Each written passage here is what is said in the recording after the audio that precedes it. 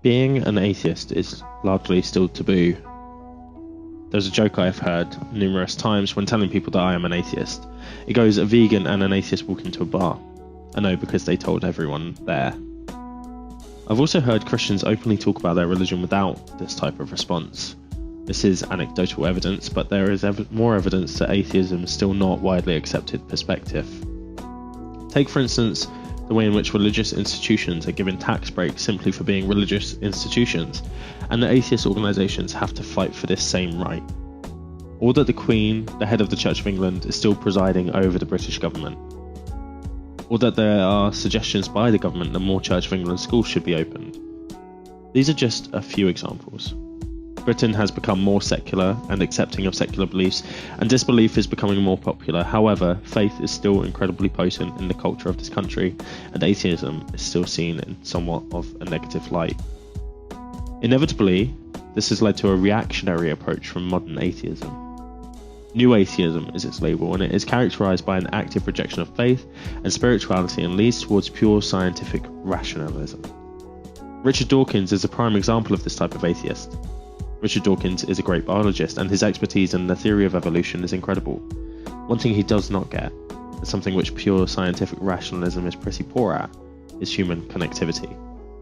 Richard Dawkins is very poor at understanding the reasons that people turn to religions in the first place. He's very poor at persuading people that atheism is a valid alternative that can have the same levels of comfort and wonder. He's very poor at commentating on ongoing social issues, usually asserting his opinion with the same level of confidence as he would a scientific fact. These are not traits exclusive to Richard Dawkins, and they have morphed into a caricature that critics of atheism use to denounce it. It's this type of atheism which leads to the types of jokes I described earlier. It is the confidence and assertions that come along with somebody believing that they only ever think rationally that leads to the appearance of arrogance. No one only ever thinks rationally, and this should not be the goal. People have emotions, limitations, and instincts. People make mistakes, have weird thoughts, and vivid imaginations. It is okay to accept some irrationality provided it does not oppress, suppress, bully, dictate, persecute, harm, or humiliate anybody else. It's a fundamental part of being human and leads to wonderful things like love, art, and creativity. Phobias are a good example of irrational beliefs. I have a phobia of mushrooms and avoid them at all costs. It doesn't affect my life in any particular way, and it doesn't harm anyone else. This is just one example. Lots of our experiences are by their very nature irrational. When it becomes harmful, should be when it is combated. I'm an atheist, so I have a mutual goal that I share with Richard Dawkins, and I would not want to disparage him entirely. He has been a key figure in making atheism an acceptable position in the UK.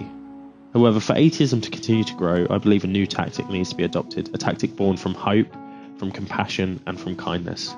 We need to be speaking less about how religious institutions are bad and the damage they have done. Undoubtedly, this is the case and should not cease entirely, but it does nothing to demonstrate why atheism is any better.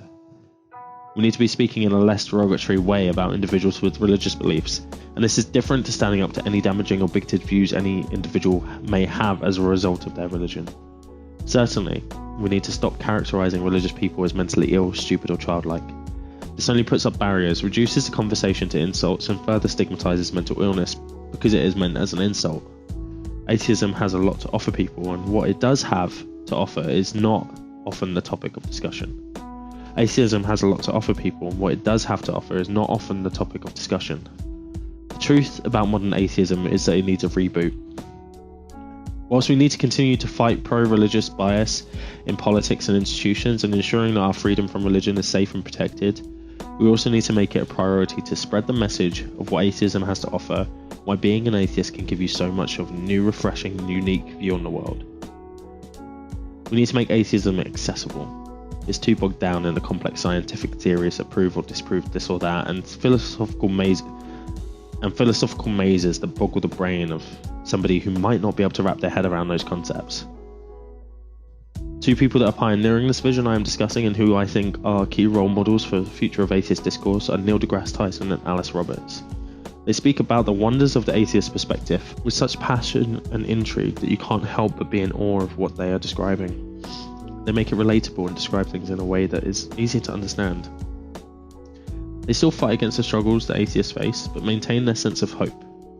It is this positivity, this energy that I find compels me to engage in atheistic discourse where I felt despondent and lackluster about the negative messages from New Atheism a few years ago.